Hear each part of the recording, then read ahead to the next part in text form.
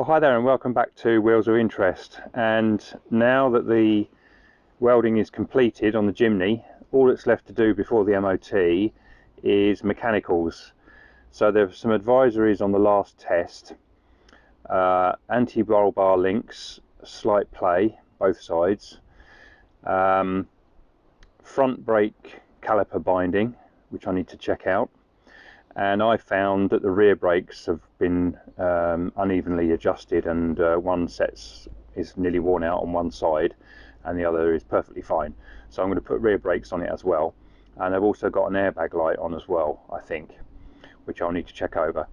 I've still yet to put all the bonnet and headlamps and all the lights back in, so I've got to do all those checks as well before it goes off to MOT.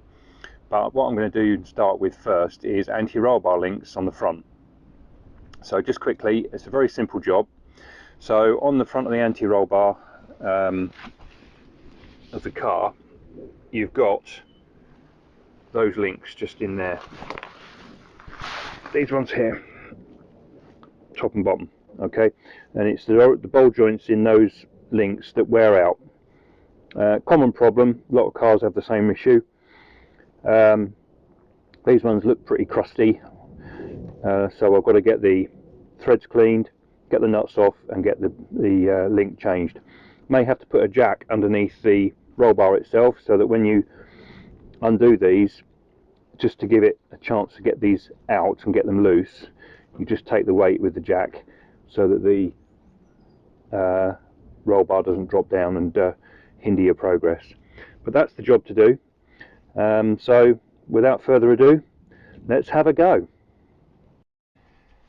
Right, okay, so here's the anti-roll bar link on the right hand side of the car, and we've got to undo the top and bottom nuts, and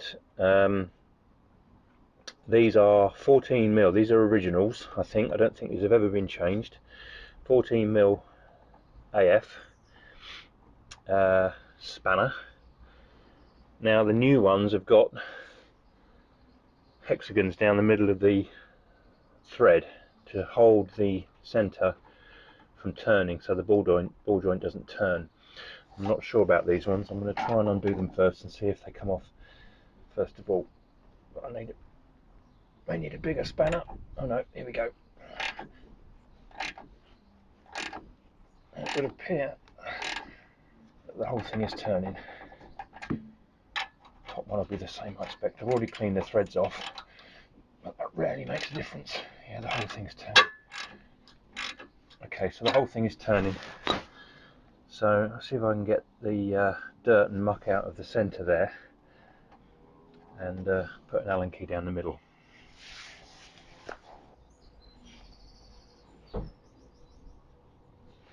Okay, so the originals don't have a hexagon down the middle. They are solid studs. So that means we've got to hold the ball joint in another way, probably with some small mole grips. And I might have to heat up the nuts as well, because they've been on there a very long time. They look pretty rusty. There was nothing else for it, but they weren't coming off any other way. So disc cutter it is. And there's the first one off. Cut it off in the end, as you could see. So the new link, if you look down there, the middle of the shaft in the nut there, it's got a hexagon to be able to hold the stud while you're doing it up or undoing it, something that the originals didn't have. They've been on so long that they're just rusted. I mean, you can see how rusty they are. Just bad, normal sort of thing. So easiest way, easy to get at, cut them off. So job done on that side of things, and then it's just a case of fitting the new link. Simple as that. Right, so in we go with the new link. So put the bottom one on first, and nylock nuts, so that's easy. And then I've just got a jack just to support the weight and just lift the roll bar a little tiny bit so that the top ones can slip in at the same time. So That's nice and simple. 5mm hexagon in the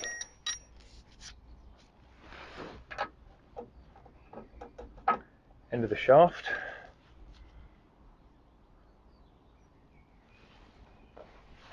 and a 17mm hex, and I've got a 17mm ratcheting spanner, but it's in my other toolbox, so I'm going to have to do it quarter of a turn at a time. They're nylock nuts, so once the nylock starts biting the thread, of course I can't do it up with my fingers, so I can't do it with a socket because I've got the hex, the Allen key.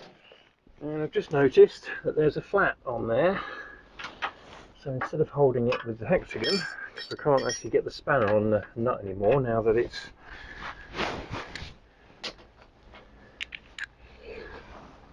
down inside the recess, I can actually hold the ball joint with the spanner. There we go. That's that side done.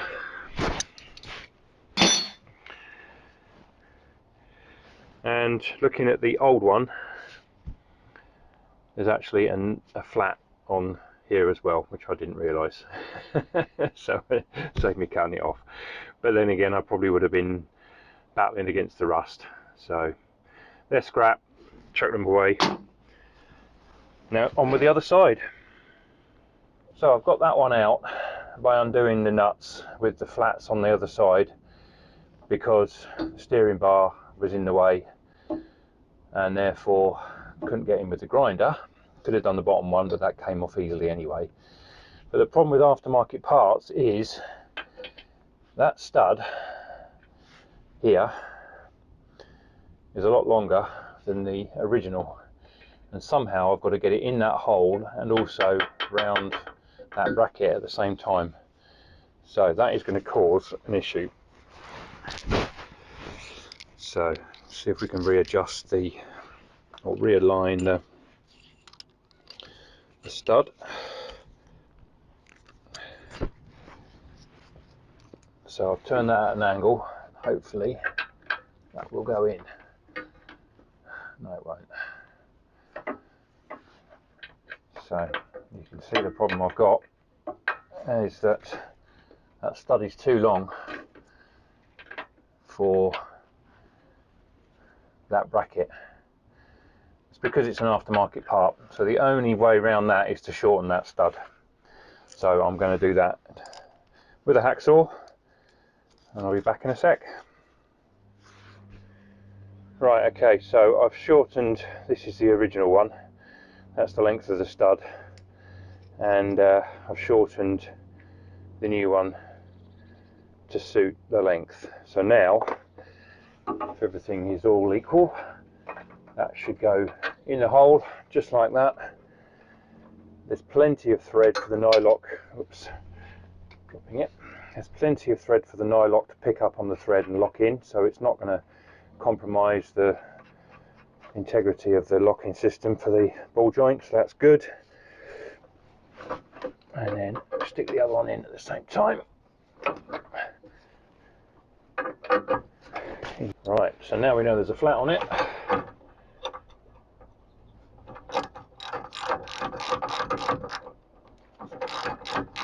We can use a ratchet.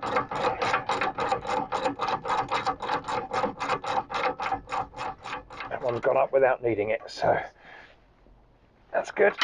Nice and tight, and we're in. So there we are, anti-roll bar, links, top, bottom, both sides, and that was literally 15 minutes job, even with rotten seized up threads. Nice easy job. Now it's off the floor, so you'd have to jack it up to do it probably, but you might be able to get away with it on the floor without jacking it up. But yeah, very easy job, nicely done. And on to the brakes, the next job.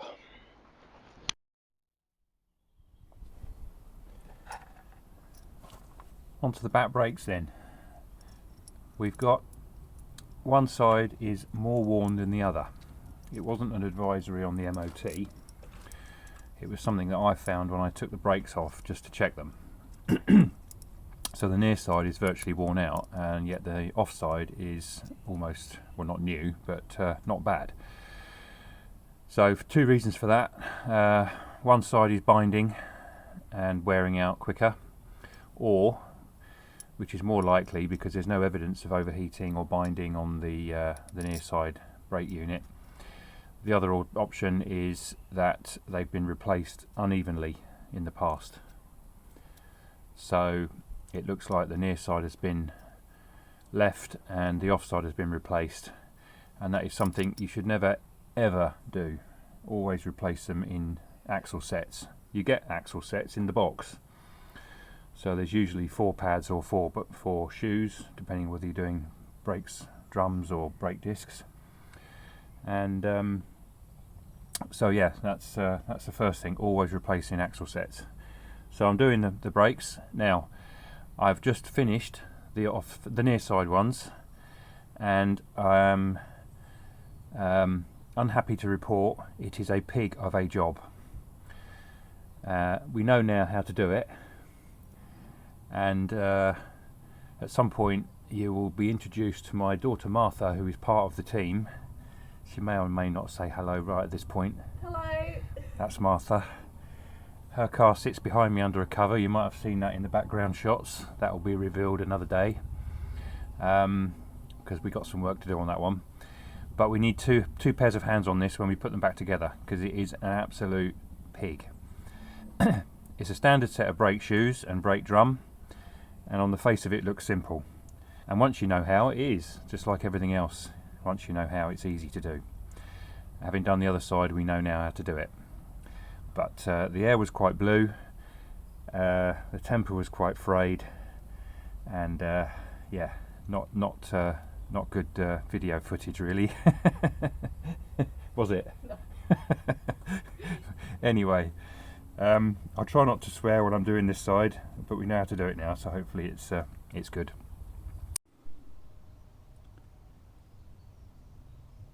It's the day after, and these brakes on the back of the Jimny caused me some serious grief yesterday. Oh, you pig. Oh! I videoed it, doing both sides, because I thought it would be interesting for somebody that's not done any before to see how it's done, falsely believing that it would be an hour's job tops. This, I just don't I don't believe it, if I'm honest. I don't believe this is so I've done countless brakes over the years, lorries, buses, cars, tractors, forklift trucks. Never have I had such a problem with brakes.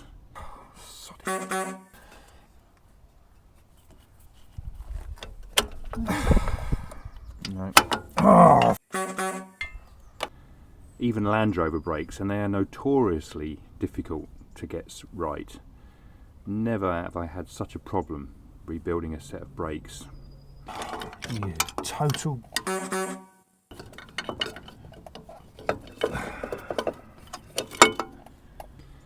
than this Jimny.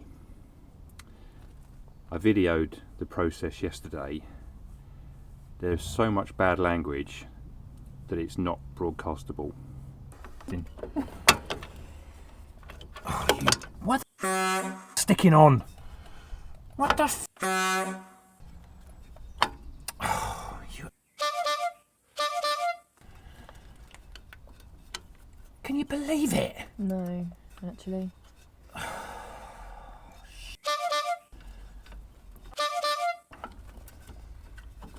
Oh, brakes. I'll put some of it up because it is actually quite amusing. Because you'd think I'd been doing this job 5 minutes and not the best part of 50 years. Never.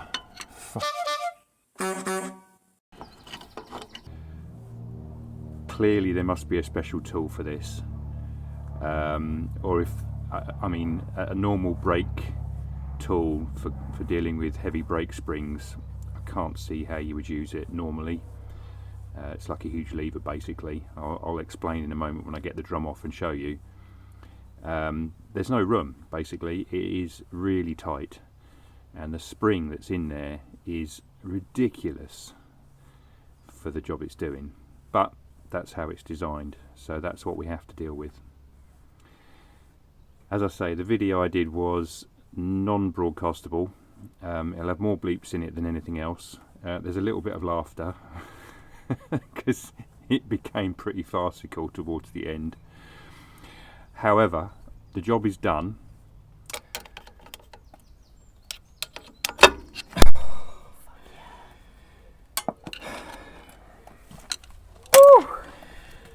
Well, ladies and gentlemen, it's in. But at what cost? Exactly. Well, we've got to bleed the brakes, that's one cost. Both sides have been replaced. I originally stated that one side was worn way more than the other, and it actually turns out that yes, one side is worn more than the other, but actually not hugely different.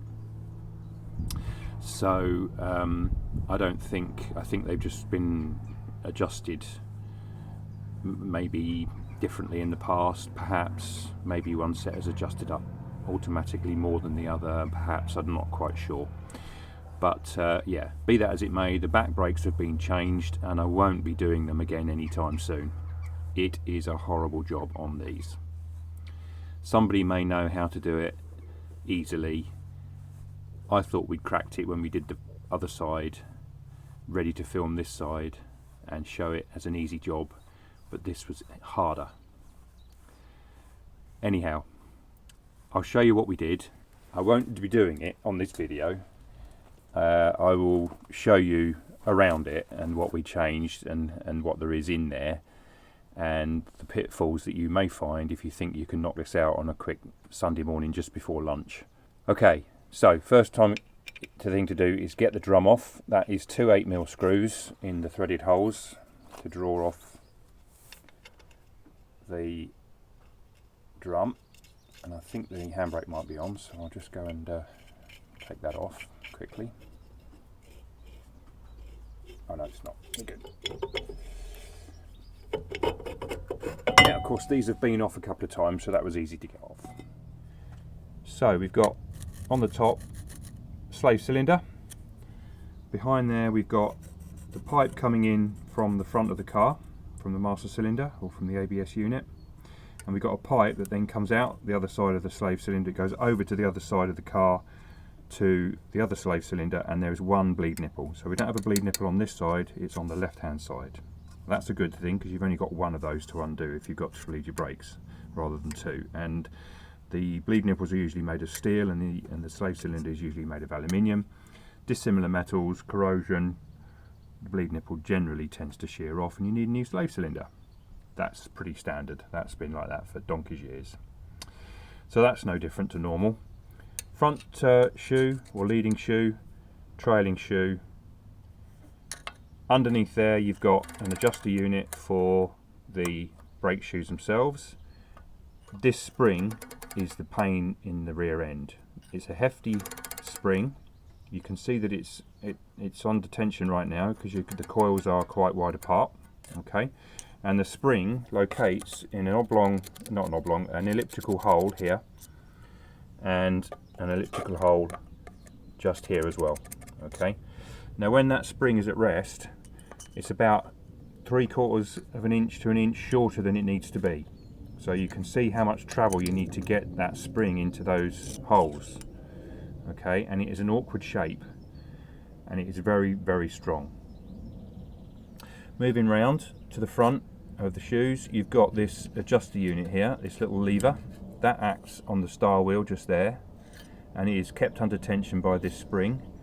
And what happens is every time you operate the brakes, as they wear out, the brakes will travel a bit further, so the operating little lever there under operation of the brakes just turns this star wheel a little increment and adjusts the length of that adjuster unit, so therefore pushing the shoes outwards a bit and taking up the play as the brakes wear.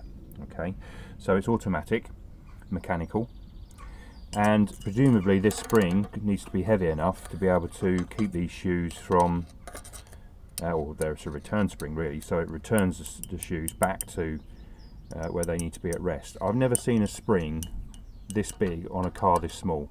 Okay, I've done brakes on lorries and all sorts of things. I've never seen a spring like that on a lorry, let alone a flipping Suzuki Jimny.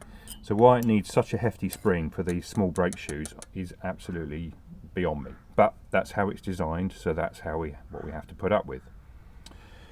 The brake shoes themselves are held on with these spring clips. That's pretty standard. They're held onto the back plate with these clips here. Okay. So that stops them from flopping around inside the brake unit itself. And then underneath, the bottoms of the shoes are held with this centralising spring here. Just keeps them on the pivot point, which is under there, for the bottoms of the shoes. Okay, which is just there. As I said already, that spring is connected to the bottom half of the front leading shoe, and is connected at the top on the lever, and that's what keeps the lever under tension and does some of the adjustment work.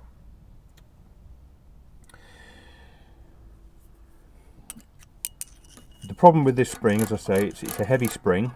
It's nearly an inch shorter than it needs to be when it's at rest, and you have to get these, when you put the shoes back together, you have to get this clevis in the right place, and you need to get this clevis in the right place.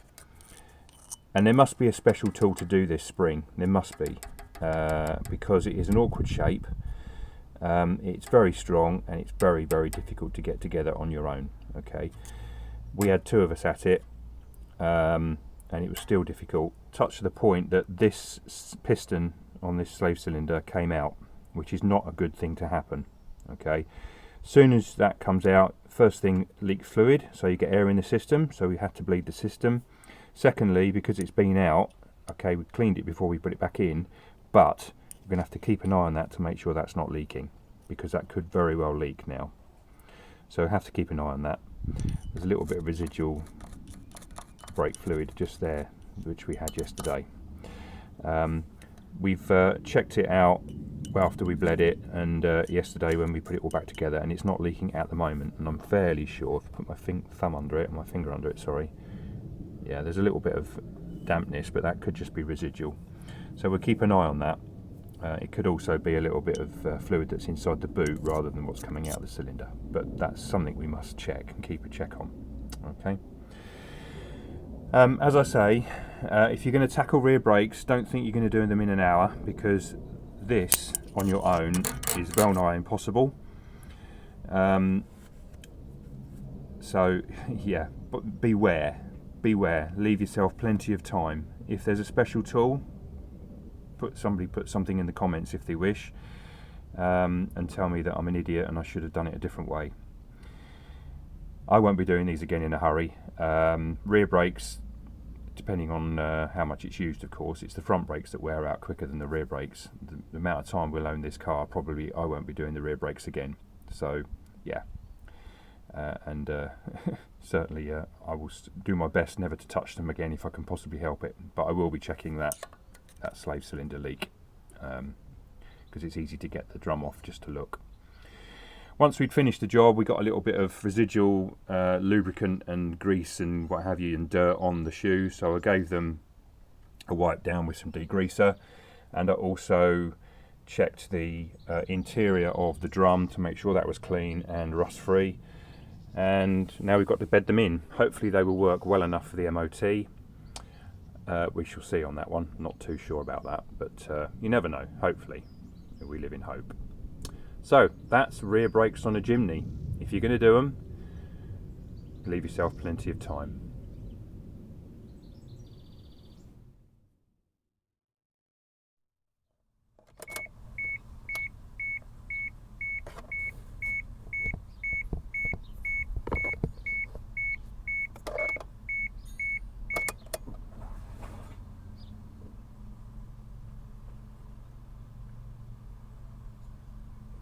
And that is the airbag fixed. And it was such a simple fix, I can't quite believe it really. So I'll take you through what I've done and how I've got there. Hello there. So it's the next day and today is MOT day. I've got it on the trailer because she's not insured for the road, and I'm not going to insure it just for one day because it's not going on the road immediately, assuming it passes its MOT today. So we've done everything we need to do as far as I can tell for MOT. All the bodywork, the chassis, the body mounts, the mechanicals, the brakes, rear brakes, front brakes. The advisory last test 2 years ago was a binding left front brake, but that's not binding. I think that's been done. That's perfectly fine. Front brakes are perfectly fine, good pads. The anti-roll bar links done as well, and finally the airbag. With the airbag, I'm going to do that as a separate video because there's very little on the internet about airbags on Jimnys, and I thought it was going to be a real headache. It turned out to be very simple, but yeah, you've just seen that I fixed it, but it's a little bit more in depth in terms of where to find stuff and things like that on Jimnys. So I thought I'd do that as a separate video because that may be useful to somebody, because I've looked high and low for airbag stuff on Jimnys and there's nobody on YouTube that's done anything that I can find anyway. So that might be helpful to you guys that have got one and maybe have an airbag fault. The rear brakes were an absolute joke, but we've got them done. They're working. This is a tilt bed trailer, and I've just put the car on the trailer, tilted the bed, of course, to get it on, and then I put the handbrake on and it's held. So let's hope that it holds on the rollers when it gets to the testing station. So without further ado, I'm just going to make a cup of tea. Let's get on and get to the testing station. Today is a beautiful day, and it's a beautiful day for two reasons. Reason one, the sun is shining, there's blue sky, it's dry, and it's not even windy, and that makes me happy. It's a beautiful, beautiful spring day, absolutely glorious weather. Didn't start out like that, it was a bit misty this morning, but now it's absolutely fantastic.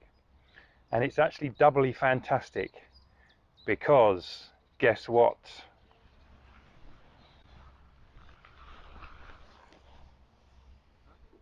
It says pass MOT, Driver Vehicle and Standards Agency. The Jimny has passed. What a momentous day. Weeks and weeks of work to get this car back on the road, and she is ready to go. We've got some servicing to do on it, change the filters, change the oil, belts, change gearbox oils, axle oils, do all of that so that she's good, because I don't know how old any of that stuff is. So we'll get that done and finished and out the way. We've got some advisories, and the advisories are brakes, which doesn't surprise me because it's been stood. Rear brakes, slight adjustment needed, but the front brakes, a bit of binding on the offside, so the right hand side, but that's probably because it's been stood. And the service brakes, the brake pedal is fluctuating, but that's also probably because there's rust on the discs, and as you hold the brake pedal down, it's sort of, you can feel it moving up and down. Both of those things will check out, but I think that's just going to go away with being used. So yeah, absolutely fantastic. Really, really pleased, really happy that it's done and finished, and yeah, we can get it on the road and my son will be mobile. So guys, persevere with your projects. You'll get them there in the end and the thing gets finished. I'm living proof. Happy days. Please like and subscribe if you enjoy what we do. Follow our mechanical adventures, and we're on to the next thing. Take care and see you then. Bye for now.